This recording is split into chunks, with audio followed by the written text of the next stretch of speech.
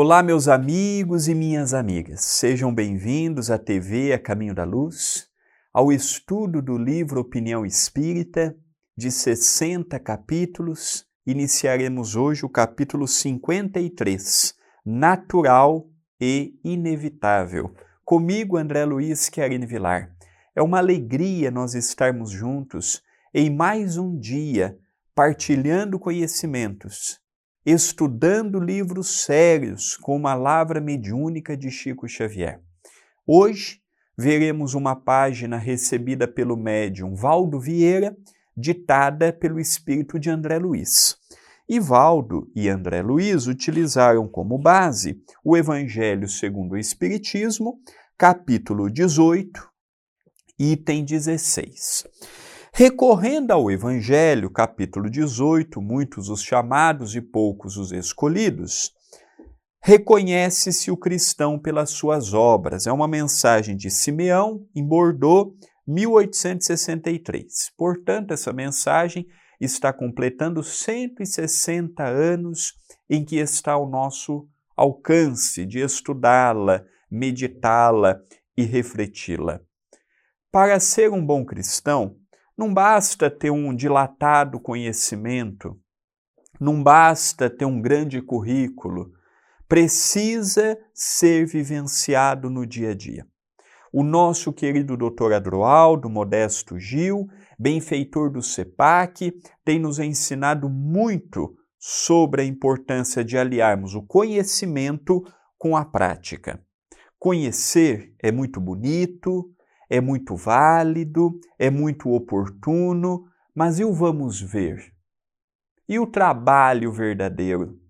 E o esforço de ser um bom filho? E a dedicação de ser um bom pai? E a renúncia de ser um bom filho, uma boa mãe, um bom parente, um bom companheiro no trabalho? Então Simeão vai falar um pouquinho que se reconhece o cristão pelos seus frutos, pelas suas obras, pelos seus exemplos. Diz o Espírito amigo: nem todos os que me dizem Senhor, Senhor, entrarão no reino dos céus, mas somente o que faz a vontade de meu Pai que está nos céus. Escutai estas palavras do Mestre, todos vós que repelis a doutrina espírita como obra do demônio. Abri os vossos olhos, pois chegou o momento de ouvir. Será suficiente trazer a libre do Senhor para ser um fiel servidor? Será bastante dizer sou cristão para seguir o Cristo? Procurai os verdadeiros cristãos e reconhecereis pelas suas obras. Uma árvore boa não pode dar maus frutos, nem uma árvore má dar bons frutos. Toda árvore que não der bons frutos será cortada e lançada no fogo. Eis que as palavras do Mestre, discípulos do Cristo, compreendei-as bem. Quais os frutos que a árvore do cristianismo deve dar? Árvore possante, cujos ramos frondosos cobrem com a sua sombra uma parte do mundo, mas ainda não abrigarão a todos os que devem reunir-se em seu redor? Os frutos da árvore da vida são frutos de vida, de esperança e fé. O cristianismo, como vem fazendo desde muitos séculos, prega sempre essas divinas virtudes. Procurai distribuir os seus frutos, mas quão poucos os colhem.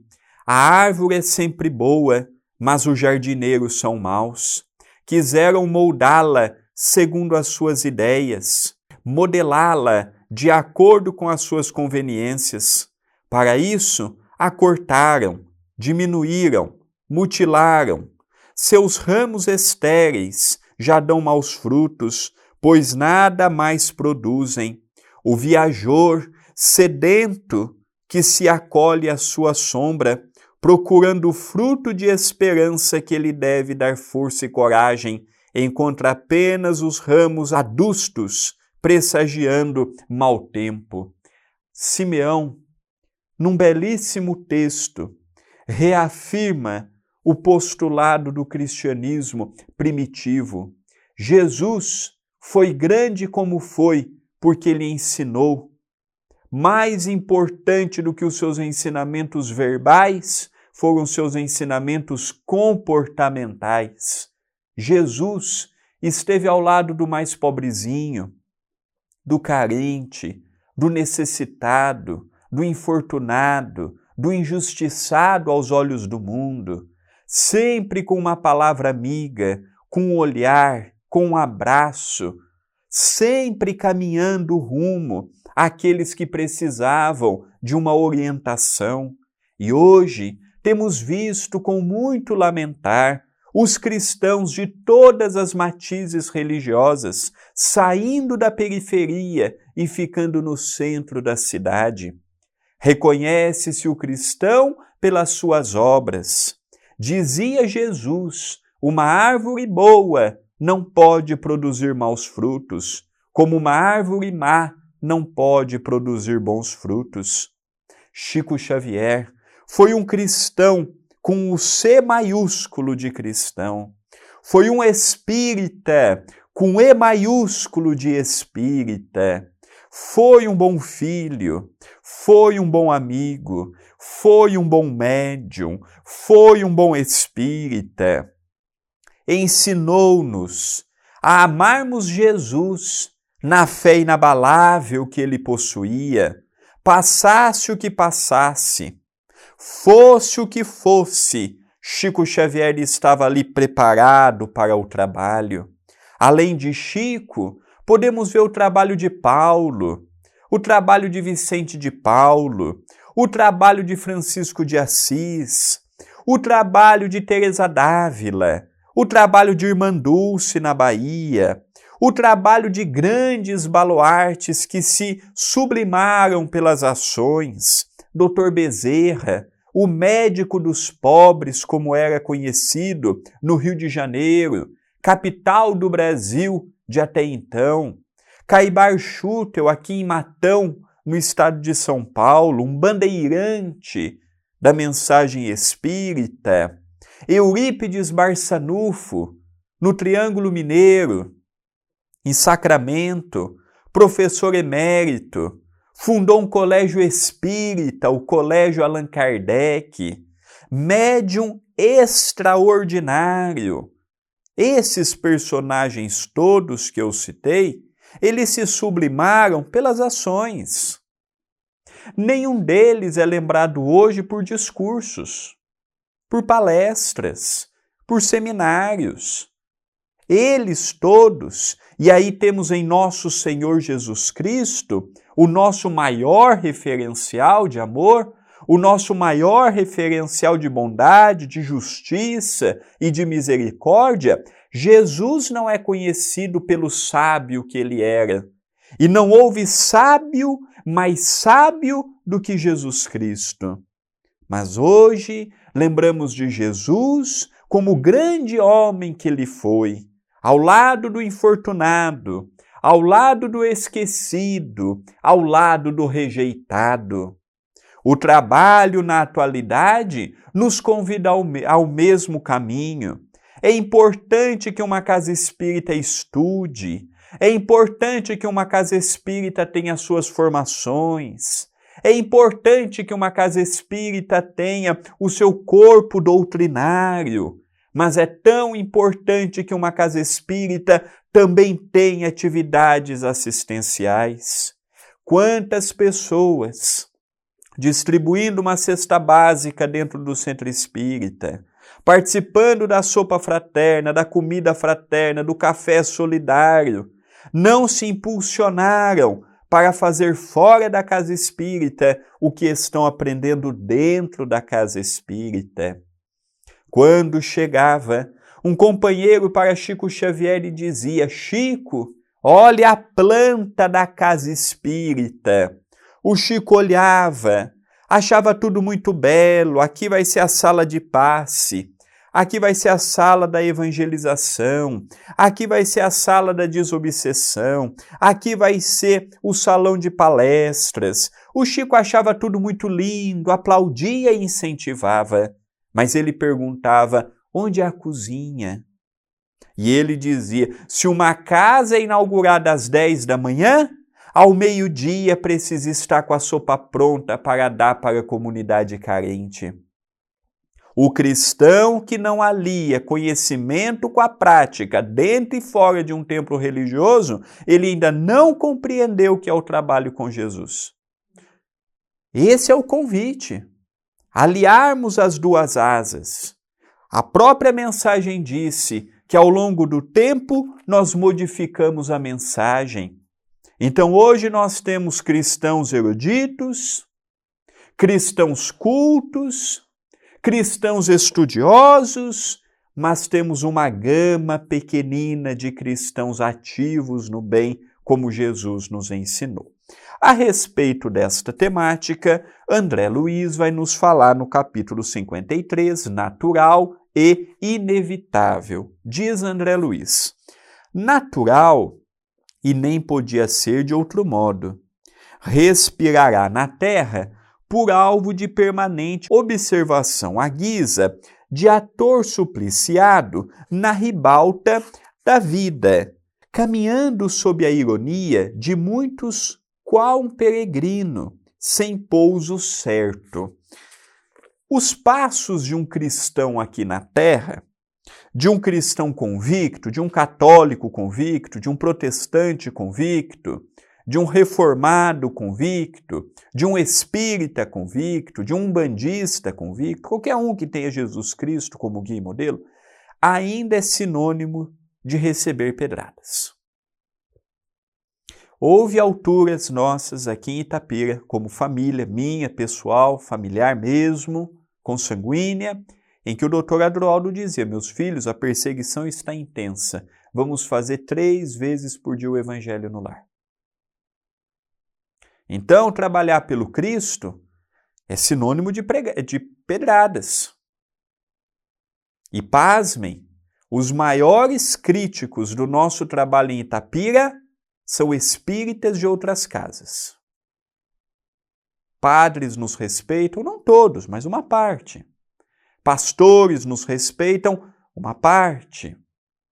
Evangélicos, de modo geral, umbandistas, ateus, admiram com o nosso trabalho, mas pasmem, espíritas de outras casas em nossa cidade criticam, difamam, falam mal. E como é que o doutor Adroaldo pede para respondermos? Com o trabalho. Se estão criticando é porque está incomodando. Trabalha, meu filho.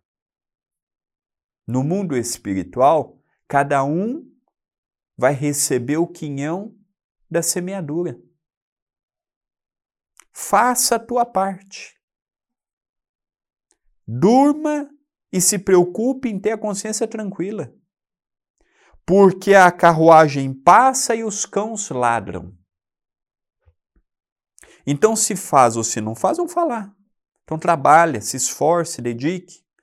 E nós vemos que esse problema da própria comunidade não apoiar os seus, quando vemos o livro Paulo e Estevão, o Paulo era perseguido pelos hebreus e era rejeitado pelos cristãos também. Olha o grande problema que ele não tinha com Tiago, por exemplo. As lutas. Tiago, filho de Alfeu.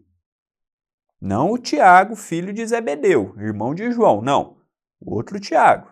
O parente de Jesus. Então nós percebemos que as lutas vêm para todo mundo. Kardec, quando foi publicar o Evangelho segundo o Espiritismo, agora em estudos mais recentes, em conversa com Charles, com outros pesquisadores, Kardec foi para o litoral francês, ficou alguns meses, fez a triagem das mensagens do Evangelho, escreveu as mensagens que ele escreveu, mandou para a gráfica, e quando o livro estava pronto, ele voltou para a Sociedade Parisiense de Estudos Espíritas e deu: olha o novo livro. É o Evangelho. O livro mais perseguido pelos próprios espíritas foi o Evangelho, porque fala de moral. Fala de transformação ética moral. Enquanto o livro dos espíritos é filosofia, o livro dos médiuns é ciência, o céu e o inferno é um observatório do mundo espiritual, a Gênese é a formação do mundo, o Evangelho segundo o Espiritismo é o livro que pega na nossa moral. E é quando Kardec traz definitivamente Jesus Cristo para dentro do Evangelho, para dentro do Espiritismo. Com o Evangelho, nós não podemos dizer que o Espiritismo não é cristão. Foi o Evangelho que nos trouxe o ser cristão para dentro do Pentateuco kardeciano. E isso ele sofreu muitas críticas. Quando Chico Xavier recebia as obras de André Luiz, era criticado onde já se viu cidade no mundo espiritual, colônia no mundo espiritual, onde já se viu um espírito ficar em tratamento no mundo espiritual. Esse André Luiz é um embusteiro. Este médium, Chico Xavier, é um farsante. Era o pensamento que eles tinham. Hoje nós vemos que, graças às obras de André Luiz, notadamente as 13 obras que começam do livro Nosso Lar e termina com o livro E a Vida Continua, 13 obras, ali ele vai falar de mediunidade, ele vai falar de reencarnação, ele vai falar de evolução, ele vai falar de uma cidade evoluída, que é Nosso Lar, apesar de estar no umbral, vai falar de uma cidade trevosa, como é a Cidade Estranha, no livro Libertação, vai estudar o cérebro, a casa mental, no livro No Mundo Maior, vai estudar os médiuns falidos, no livro Os Mensageiros, vai estudar a lei de causa e efeito, ação e reação. O plantio é livre, mas a colheita tornar-se-á obrigatória, como Paulo dizia, no livro Ação e Reação. Então nós temos hoje nas obras de André Luiz um compêndio formidável do espírito no mundo maior. Só que o Chico sofreu perseguições bárbaras por parte dos próprios adeptos do Espiritismo. Então o que André Luiz nos diz aqui? Não esperemos reencarnar e encontrarmos um palco terreno somente favorável. Francisco de Assis foi perseguido pela Igreja Católica. Martim Lutero foi perseguido pela Igreja até que ele sai e começa a reforma. Então nós percebemos que a unanimidade, aquele que vai ser somente elogios, não existe no mundo em que vivemos. Por isso, da importância de mantermos os nossos pés no chão, não nos iludirmos e trabalharmos com muita fidelidade ao Cristo. Lembrando que Jesus foi perseguido, caluniado, negado, vendido e abandonado. Imagina o André, com a dívida que eu possuo. Se Jesus, puro como ele era, foi tudo isso, como ele era e foi perseguido, passou pelo que passou, calculem o André, cheio de orgulho, cheio de egoísmo, cheio de vaidade, cheio de milindre, cheio de coisas a serem trabalhadas. Continua André Luiz. Incompreendido nos melhores propósitos, figurando-se pobre, sentenciado a sistemático abandono, sem apelação de qualquer natureza. Considerado na categoria de louco, muita vez, pelos entes mais caros. Lembro neste instante do livro Paulo e Estevão. Não sei se é a parte que a Cássia já chegou. Quando Paulo se torna cristão, cai da montaria em Damasco, ainda como Saulo, e o mestre lhe pergunta: Saulo, Saulo, por que me persegues? E Saulo pergunta: quem sois? Saulo, Saulo, por que me persegues? Quem sois? Sou Jesus de Nazaré. E olha a pergunta de Paulo já convertido: Senhor, o que queres de mim? vai à estalagem de Judas e eu mandarei, Judas não o apóstolo, um outro Judas, vai à estalagem de Judas e eu mandei um companheiro ao seu encontro, Ananias, o mesmo Ananias que recebe Paulo no mundo espiritual quando Paulo morre com 60 anos de idade. Olha como aí depois de Ananias vem Jesus, vem Abigail, vem Estevão, vem os companheiros que já haviam retornado para o mundo maior. Quando ele se torna cristão, ele estava na mesma cidade de seu amigo Sadoc. Quando ele vai em busca do amigo e fala assim, eu conheci Jesus, eu vi Jesus e hoje eu já sou um cristão, o amigo lhe abandona, um dos seus melhores amigos. Quando ele vai para Tarso, na casa do pai, já que a sua mãe havia desencarnado, ele vai para a casa do pai e ele fala assim, pai, hoje eu sigo o carpinteiro. O pai disse, você escolhe, não foi essa a educação que eu te dei. Eu não me esforcei tanto para ter um filho rebelado como você está fazendo. Se for para você seguir a Jesus, você esqueça que tem pai, você esqueça que tem casa, você esqueça que tem direito na minha herança. Porque se você seguir a Jesus, doravante a hoje, eu não terei mais um filho. E Paulo disse, essa é a tua escolha, meu pai. Em momento algum, eu disse que Jesus era mais ou menos do que vocês, mas se for para escolher alguém, eu fico com Cristo. E dali em diante, Paulo, naquela existência, não teve mais contato com o pai. Então, para os amigos do Sinédrio, o grande Saulo de Tarso, erudito orador, possuía o título de cidadão romano herdado de seu avô, poliglota, estudou em Tarso com grandes professores de Alexandria e de Atenas, falava o grego e escrevia no grego como poucos, falava o romano, falava a língua nativa dele e foi taxado como doido, porque realmente ele deixou tudo. Ele deixou um alto cargo, ele deixou fortuna, Ele, com 30 anos de idade, era considerado o melhor doutor da lei jovem que havia. Era considerado o futuro da raça.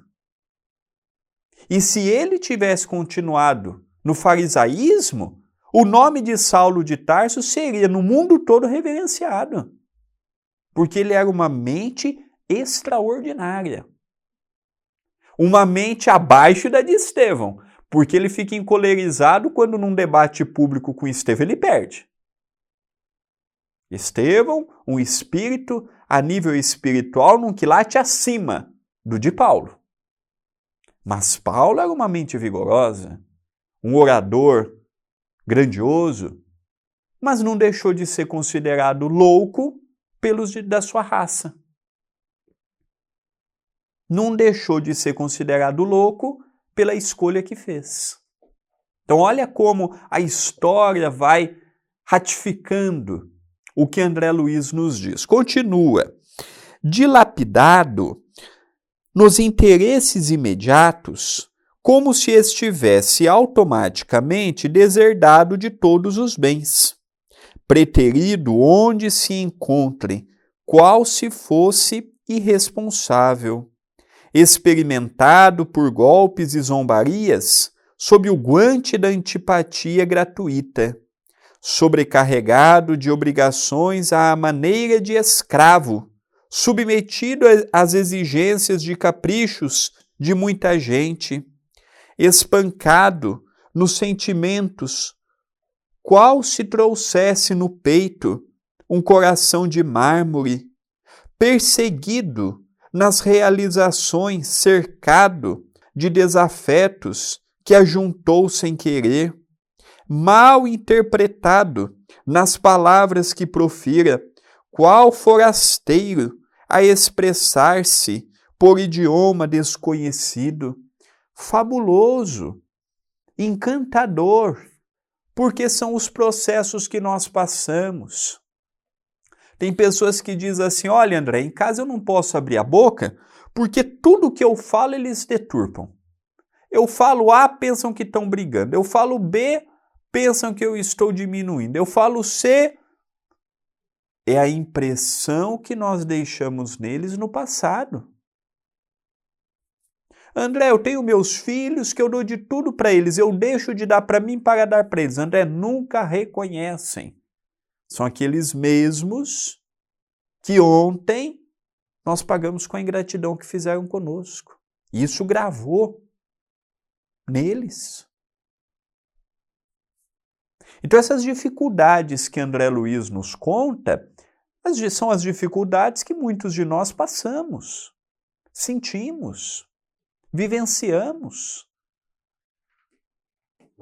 e sofremos com elas. Dói, machuca, incomoda, atrapalha a nossa marcha evolutiva, mas cada um de nós com a sua cruz.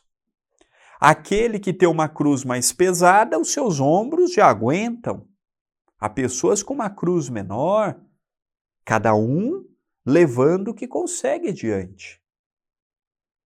A cruz, a simbologia dos problemas, das lutas, das dificuldades, é a nossa ponte que nos leva à superação de nós mesmos.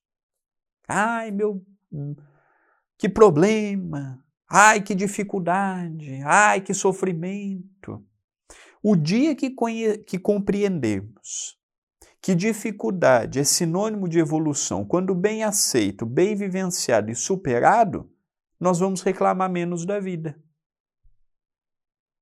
Porque nós vamos ver com outros olhos. E aquilo que era uma desgraça, aquilo que era o fim do mundo, aquilo que era o maior problema que poderíamos enfrentar, ele vai ser substituído como uma oportunidade, como uma dádiva, como uma chance. Chance esta, segundo as obras de André Luiz, na sua maioria, pedida por nós. Só que reencarnamos, passamos pelo véu do esquecimento, eu esqueço os pedidos que eu fiz no mundo espiritual. E entre aceitar e superar, reclamar e lamentar, é mais fácil reclamar e lamentar. Continua André Luiz. Desajustado onde more, apontado por estrangeiro no próprio rincão natal, injuriado nos pontos de vista, parecendo indesejável representante de detestada minoria, ferido nas próprias aspirações, como se nunca devesse necessitar de carinho, contrariado em todos os desejos, qual criança que vagueia, enjeitada de todos, sacrificado nas menores aquisições, lembrando um pária, sem apoio e sem rumo, tentando a quedas morais em cada momento, à maneira de viajante numa estrada marginada de abismos, condenado sem culpa, qual inocente no banco dos réus, humilhado sem razão à afeição do homem reto, inconsideradamente relacionado por malfeitor, qual acontecia ao cristão simples e verdadeiro da era apostólica, assim viverá todo espírita sincero, que aspira à renovação de si mesmo, realmente consagrado a servir com Jesus pela vitória do Evangelho. Então, todos que são os espíritas verdadeiros estão sujeitos à perseguição, à calúnia, à difamação, ao abandono, a ser taxado de doido, de louco, de fanático. Muda-se a época, muda-se o panorama do contexto, mas as perseguições e as dificuldades continuam as mesmas. Queridos amigos e amigas, estamos encerrando mais um capítulo do livro Opinião Espírita, já caminhando a passos largos para o término de mais um livro. Que Jesus nos abençoe, que Jesus nos ampare e espero todos em nosso próximo encontro. Muita paz, muita luz.